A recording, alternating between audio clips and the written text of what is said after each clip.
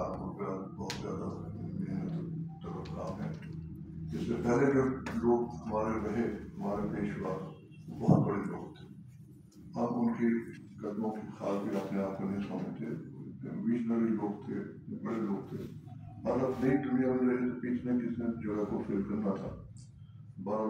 Father ने जो हमसे हो सकेगा इंसानी हकूक़ के लिए कर रहे हैं, करते रहे। इससे पहले तो ये तो हमारा इंट्रोडक्शन हो गया। तो उसको साथ इस वक्त पाकिस्तान की सूरत हाल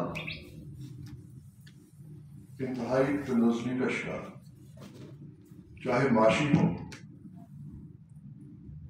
चाहे इंतजामी हो, अदलिया हो, एजुकेशन, किसी शोबे को अपने लिए हर तरफ बेनज़मी नजर आती है। लोग जो है अच्छे खासे पढ़े लिखे और इन्होंने यहाँ पर बड़ी मेहनत से अपने आपने बनाया बनवाया, वो तक अब मायूस हो गए हैं। वो कहते हैं यार इस मुल्क में कुछ नहीं रखा, हमें यहाँ से निकल जाना चाहिए। ये मायूसी की इंतहा है।